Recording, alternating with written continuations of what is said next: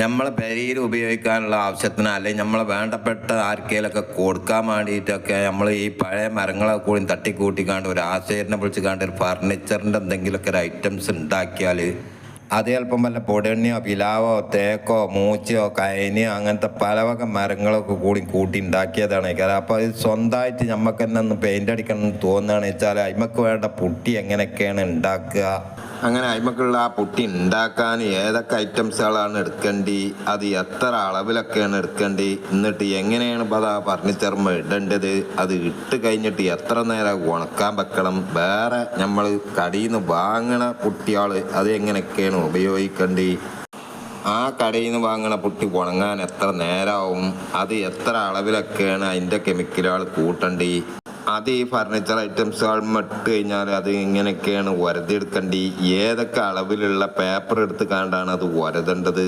അങ്ങനെയുള്ള ഈ ഫർണിച്ചർ ഐറ്റംസുകളെ പോളീസിൻ്റെയും പെയിൻറ്റിങ്ങിൻ്റെ ഒക്കെ ഓരോരോ പരിപാടിക്ക് എന്തൊക്കെയാണ് ചെയ്യേണ്ടി എന്നുള്ളത് നിങ്ങളും കൂടി നിന്ന് അറിഞ്ഞിരുന്നോട്ടെ എന്ന് എത്തിക്കാണ്ട് ഞാൻ ഓരോരോ വീഡിയോകൾ അപ്ലോഡ് ചെയ്തിരുന്നു. നിങ്ങൾക്ക് വേണ്ടിയിരുന്ന പെയിൻറ്റിങ്ങിൻ്റെയും പോളീസിൻ്റെ ഒക്കെ പരിപാടിയൊക്കെ കഴിഞ്ഞിരിക്കണ്, ഇനിയിപ്പോൾ എന്തിനാ ഇങ്ങനത്തെ വീഡിയോകളൊക്കെ കാണുന്നതെന്നൊക്കെ കരുതിക്കാണ്ടിരിക്കും. നമ്മൾ അപ്ലോഡ് ചെയ്ത വീഡിയോകൾ നിങ്ങൾ കുറേ ആൾക്കാർ മെയിൻ്റെനാണ് ചെയ്തിട്ടില്ല. പക്ഷേ എങ്കിൽ നമ്മൾ അപ്ലോഡ് ചെയ്യണ ഇങ്ങനത്തെ വീഡിയോകളിൽ നിങ്ങൾക്ക് മനസ്സിലാക്കാൻ പറ്റുന്ന എന്തെങ്കിലും ഒരു കാര്യം ഉണ്ടാവും. അതൊന്നുമില്ലെങ്കിൽ നിങ്ങളെ കുടുംബത്തിലോ കൂട്ടത്തിലോ അല്ലെങ്കിൽ സുഹൃത്തുക്കൾക്കെങ്കിലും ഇങ്ങനത്തെ ഫർണിച്ചർ വർക്കുകൾ ചെയ്യുക, അതിന് എന്തെങ്കിലുമൊക്കെ ഒരു പോളീസിൻ്റെ പണിയെടുക്കണം എന്നൊക്കെ താല്പര്യമുള്ള ആൾക്കാരുണ്ടാവും.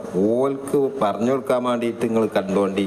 ഇനി അതൊന്നുമല്ല, നിങ്ങളെ കൂട്ടത്തിലോ കുടുംബത്തിലോ സുഹൃത്തുക്കളോ ആർക്കെങ്കിലും ഒരാൾക്ക് ഇങ്ങനത്തെ ഫർണിച്ചറിന് പെയിന്റ് അടിക്കണം എന്നൊക്കെ തോന്നുന്ന ആൾക്കാരുണ്ടാവുമല്ലോ. ഓൾക്ക് ഈ ഫർണിച്ചർ പോളിഷ് ചെയ്യണത് എങ്ങനെയെന്ന് കണ്ട് മനസ്സിലാക്കാൻ വേണ്ടിയിട്ടെങ്കിലും ഈ വീഡിയോ ഒന്നാണ്ട് ഷെയർ ചെയ്ത് കൊടുക്കുകയെങ്കിലും ചെയ്തുകൊണ്ടി.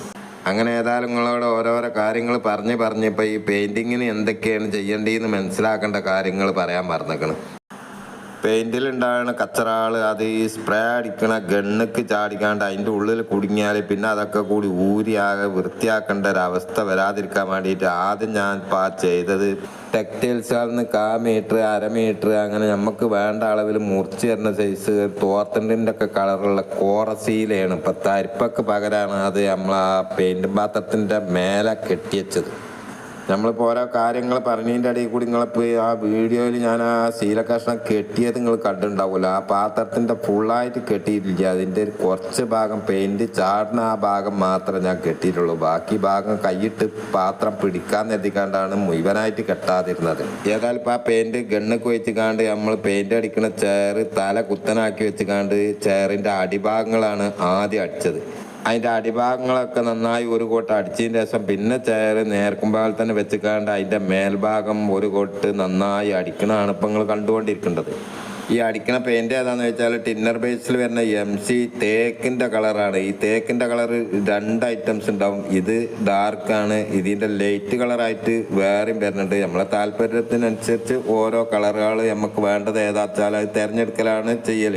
ഇതിപ്പോൾ ഈ ഡാർക്ക് കളർ അടിക്കാൻ കാരണം പാർട്ടിക്കാർ പറഞ്ഞിട്ടൊന്നുമല്ല, ഓലെ പെരയിൽ ഈ ചെറിയ കുട്ടികളും മക്കളൊക്കെ ഉള്ളതല്ല. അപ്പോൾ വല്ലാതാണ്ട് ഈ കണ്ടാന്ന് എത്തിക്കാണ്ട് ഞാൻ കുറച്ച് ഡാർക്ക് കളർ തന്നെയാണ്ട് എടുത്തതാണ്. എന്നിൽ വരെ തന്നെ ഇപ്പോൾ ഈ വർഷക്കാലമായതുകൊണ്ട് ഓല പെരയിലിട്ട് ഇങ്ങനത്തെ ചേറാളെ കൂടി പെയിൻ്റ് അടിക്കാനുള്ള പ്രയാസം കൊണ്ട് നമ്മളെ പെരയ്ക്ക് തന്നെ എല്ലാം കൂടി വലിച്ചു കൊടുക്കാണ്ട് നമ്മളെ സൗകര്യത്തിന് ഇവിടെ പെരയിലിട്ട് പെയിൻ്റ് അടിച്ചുകൊണ്ടിരിക്കുകയാണ്. ഇതേമാതിരി തന്നെ ഇങ്ങനത്തെ ഫർണിച്ചറുകളും വേറെ എന്തെങ്കിലും ഐറ്റംസുകളൊക്കെ നിങ്ങൾക്ക് പെയിൻ്റ് അടിക്കാനുണ്ടേനും പെരയിലോട്ട് സൗകര്യം ഇല്ല എന്നുണ്ടെങ്കിൽ നമ്മൾ നാട്ടിലുള്ള വാട്സപ്പ് ഗ്രൂപ്പുകളിൽ മുഴുവൻ നമ്മളെ ഫോൺ നമ്പർ ഉണ്ട്. അപ്പോൾ നിങ്ങൾക്ക് ഇങ്ങനത്തെ പെയിൻ്റ് അടിക്കണം ഡിസൈൻ ചെയ്യണം എന്നൊക്കെ തോന്നുകയാണെന്ന് വെച്ചാൽ ആ ഫോൺ നമ്പറിൽ നോക്കിക്കാണ്ട് ഒന്ന് വിളിച്ചാൽ മതി. നമുക്ക് അതിനനുസരിച്ച് ഒരു മിതമായ നിരക്കിൽ പെയിൻ്റ് അടിച്ചു കൊടുക്കുകയും ചെയ്യാം. അപ്പോൾ ഈ വീഡിയോയിൽ നമ്മളെ ഫോൺ നമ്പർ കൊടുക്കാത്തതിൻ്റെ കാരണം എന്താ വെച്ചാൽ ലോകത്ത് മുഴുവൻ ഇരുന്ന് ആൾക്കാർ ഈ വീഡിയോ കാണുന്നതാണ്. അപ്പോൾ ഇങ്ങനെ നന്നായി പെയിൻ്റ് അടിച്ച രംഗം കാണുമ്പോൾ ചിലപ്പോൾ ലണ്ടനിൽ നിന്ന് അമേരിക്കയിൽ നിന്നൊക്കെ ആരെങ്കിലും ഫോൺ ചെയ്ത് ഇങ്ങനെ പെയിൻ്റ് അടിക്കണം എന്ന് പറയുകയാണെന്ന് വെച്ചാൽ നമ്മൾ ആ കൂടിയാണ്ട് ഇടങ്ങാറാവും.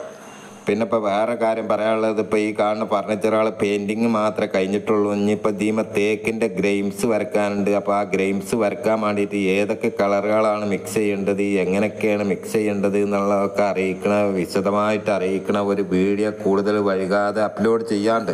അപ്പോൾ ആ ഗ്രെയിംസ് വരയ്ക്കണത് എങ്ങനെയാണെന്നും അതിന് എന്തൊക്കെയാണ് വേണ്ടതെന്നൊക്കെ കണ്ട് മനസ്സിലാക്കാൻ വേണ്ടിയിട്ട് നമ്മൾ ഈ വീഡിയോ കാണാൻ വേണ്ടിയിട്ട് എല്ലാവരെയും സ്വാഗതം ചെയ്തുകൊണ്ട് നമ്മൾ പോവാണ്. എല്ലാവർക്കും വണക്കം.